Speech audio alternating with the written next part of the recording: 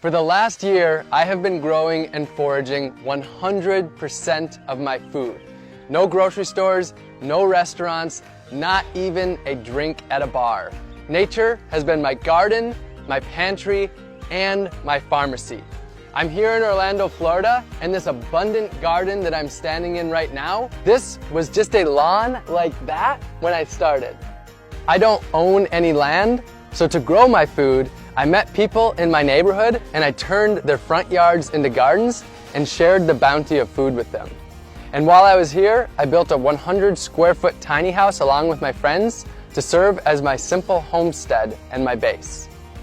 In my gardens, I grew over 100 different foods, dozens of different greens packed with nutrients, sweet potatoes, yam, and yucca for my caloric needs, delicious fruits like papayas and bananas, pumpkins, carrots, beans, and beets, so many vegetables, and herbs and peppers to flavor all of my meals. And I also raised bees so that I could have my own candy shop right in my yard. In addition to the huge bounty from my garden, I foraged over 200 different species from nature. I harvested my salt from the ocean simply by collecting it and boiling it down. I got my caffeine from the native Yaupon holly tree. Not only was I my own grocery store, I was also my own pharmacist.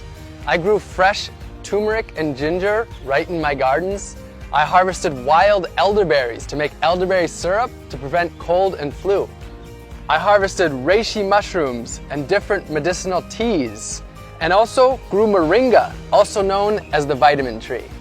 I cooked up dozens of different healthy meals, fermented veggies to make sauerkraut, and made delicious beverages like honey wine and ginger beer.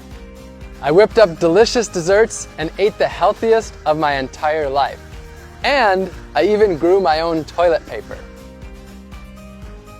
This project wasn't just about growing and foraging all of my own food though. It was about empowering others to grow their own food, to take back power from big ag, and ultimately to take back their health and grow their communities. So during this time, I started a few community initiatives. We built 15 gardens for the people, planted over 200 community fruit trees, and sent out over 5,000 free seed packs to help others grow their own organic, healthy food. And I taught dozens of free gardening classes in my gardens to the people in my community. I've been exploring food for close to a decade, and I believe that our globalized, industrialized food system is broken. This was my quest to see if I could step away from big ag and grow and forage every single bite of my food. I'll be honest though, I do have an agenda. I want you to question your food.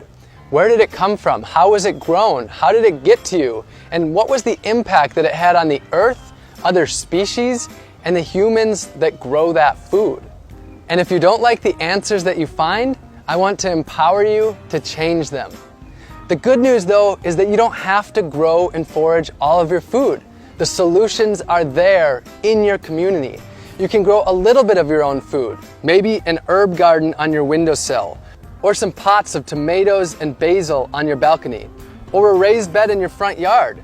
And if you don't have any space at all, you can join a community garden. You can source your food locally and purchase from local farmers and gardeners. The farmers market is a great place to start. You can buy whole foods and cook more, rather than packaged processed foods that leave trash behind.